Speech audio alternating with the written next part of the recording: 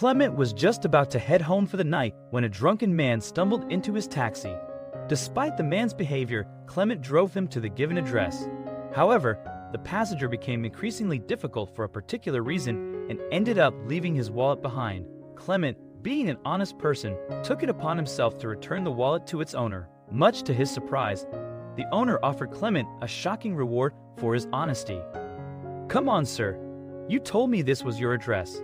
Here, Clement told the half-asleep man in his backseat. No. This is not my house anymore. I can't go inside." The man slurred and seemed to pass out. Clement got out of the car and helped the man out too. He was somewhat awake, so Clement got back in his car and drove, but through his rearview mirror, he saw the man crumbling to the ground and lying down on the pavement. "Oh man," he breathed and reversed his car to help the man back inside and drive him to the second address, although it was way past his shift. Clement hoped to be home early so he and his wife could buy their son, Anthony, his birthday presents, but this man had derailed his night. He reached the second address and was helping the man out when an older woman came out. "Alex, my dear." "Oh, Alex," she breathed as she paid the cab fare and grabbed the man from Clement. "Thank you so much." Clement nodded and left. He would have to shop for his son's birthday gifts tomorrow. "I think this soccer ball is better," Clement's wife, Martha, said as they browsed through the sporting goods store. They were going to buy Anthony a brand new soccer ball, clothes, and shoes. He had just joined the local school team in New Jersey, and they thought he deserved to have new gear. Their family wasn't wealthy, strictly blue-collar people, but Clement had been working extra hard these past few months to afford this. When they exited the store with their purchases, Martha's phone rang. "It's Anthony's school," she said, frowning at the phone and pulling it to her ear.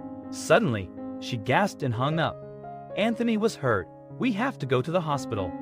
They both ran to the parking lot, and Clement was on the verge of breaking a few laws trying to get there quicker. "Your son has a fracture on his leg. He's going to need surgery and physical therapy later to recover his full mobility," the doctor revealed after examining the 11-year-old.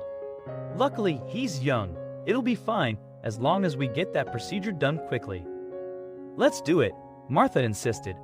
Clement nodded, but he was a bit more apprehensive. Unfortunately, they didn't have insurance and the surgery alone would cost so much money. Physical therapy was another expense they might not be able to afford. He would have to work extra to pay for some of these things. They sat down in the waiting room while doctors took Anthony to surgery. "Honey, I left my sweater in the car. Can you go get it?" Martha asked. He agreed immediately because a walk would be better than sitting and waiting for any news. When he reached his car, he saw Martha's sweater on the backseat and picked it up. Suddenly, he noticed a wallet on the car floor that he hadn't seen before. Upon checking it, he discovered it belonged to the drunken man last night. His name was Alex Mason. Then he also noticed the huge wad of cash it contained along with black credit cards. But Clement was not the kind of man who would take money from others, no matter what was going on in his life. He always earned money honestly. He counted the cash just in case the man asked. It was $1,600. "Oh, I'll drive it to him. It'll be a distraction." He took Martha her sweater and asked if it was all right to leave for a while to return the man's wallet. "Oh yes, dear. The nurse just came by and said it would take some time before they were finished. That man probably needs it." "Go," she insisted, and that's why he loved her. She was always thinking of others, even when it was clear she needed support. "Are you sure?" Yes, go." Alex answered the door to the second address Clement took him to, which Clement assumed was his mother's house, considering the older woman who had grabbed him the other night. "Hello, my name is Clement Freeman. I was your taxi driver last night. You left your wallet in my cab," he said. "Wow, man. Thank you for this," Alex said, grabbing the wallet and looking at Clement as if he had given him a big prize. "I can't thank you enough." "Well, I would say it's just a wallet, but there's a lot of cash inside. You really shouldn't carry that much," Clement replied matter-of-factly. "Yeah, well, but it's not really about the wallet. That day, well, I don't get drunk often. Actually, ever. And never like that night. But that day, I discovered my wife was cheating on me with my personal driver. She's pregnant now. I know it's his because we recently went to a fertility clinic and we're going to do IVF because of me," Alex explained. "Oh man, that's horrible," Clement sympathized. "Yeah, And I gave you our house address at first, but I didn't want to see her. Thank you for driving me here that night and not leaving me stranded. That was really kind." "Well, you paid me," Clement added, shrugging again. He wanted to get back to his wife at the hospital immediately, but it was way too late. "I remember that. Wait, let me pay you for today and something extra too for your time," Alex said, reaching into the wallet and pulling the entire wad of cash. "Here." "No, no," Clement responded, raising his hand and shaking his head. "It's ok.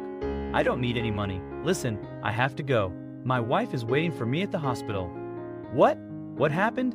Is she ok?" Alex wondered. Clement thought it was weird that a stranger cared so much, but maybe Alex was just friendly. "No, it's my son. He's in surgery. And the doctor said something about physical therapy later. I have to arrange some things, so there's a lot on my mind. Anyway, coming here was a great distraction from that. Take care, man," Clement explained, finally bidding Alex goodbye and walking towards his car. But Alex couldn't let the man go just like that. He always repaid favors. Unbeknownst to Clement, Alex grabbed his bike and followed him to the hospital. He asked around about Clement's son, although he didn't know their last name, and when no one would tell him anything, he called his dad. Mr. Mason was an influential man in New Jersey and had a way of getting people to talk. His dad got him the information. He learned that Clement's son, Anthony, had just been released from surgery, and it went well. Alex's dad also discovered that the family didn't have any insurance information. Maybe he could pay for the surgery or more, Alex thought. Would Clement let me give him the money? Probably not. A few months later. "Honey, how are you paying for Anthony's physical therapy? Tomorrow is his last appointment, and no one has talked to me about any payment," Martha asked Clement one night after their son went to bed. "Honestly, Martha, I have no idea what's happening. I asked the receptionist at the clinic about payments, and she told me the bill would arrive in my mail. I didn't know they did that, but I guess the clinic is a bit old school," Clement replied to his wife, not understanding why they were being so cryptic about payment. "It's just that normally you can't get physical therapy without paying in advance. I know you have been working later this month because I've had to shorten my hours at the restaurant to take Anthony to his treatments, but I thought you might have been struggling alone. Are you lying to me?" Martha insisted, as her husband was exactly the kind of man who would not tell his wife about their money troubles. "No, I swear I'm not lying. They haven't sent me anything. Tomorrow, I'll go with you and ask again. Because his surgery plus the treatments, well, we're going to need a payment plan for that," Clement tried to appease her. "Actually, my friend Marlene was talking about certain kinds of welfare, and she thinks we could apply." Martha rattled on about some government assistance that could help with the costs. That would help, but Clement barely listened. Something odd was going on. Health in this country was too expensive for the clinic to be putting off his payments. He had not wanted to think too hard about it before, but Martha brought it up. It was strange. "Oh, kid, that's it. You're all better now. You can try out for the team again. But you need to be careful about it, or you might have to come back, okay?" Anthony's physical therapist said with a smile, ruffling the child's hair. Their son smiled at him and looked back at Martha. "You see, Mom, I can try out again. We'll see about that later," Martha said, rolling her eyes and giving Clement a knowing look. Her husband smiled but breathed deeply. "Okay, I'll go see about payments," Clement said under his breath so only Martha could hear him. She nodded and distracted her son. "Sir, why are you still asking about payments?" The nurse at the reception desk questioned him. "Well, because my son had surgery months ago, and I still haven't received a bill," Clement replied, frustrated. "We've sent the bills. Look, here's the address."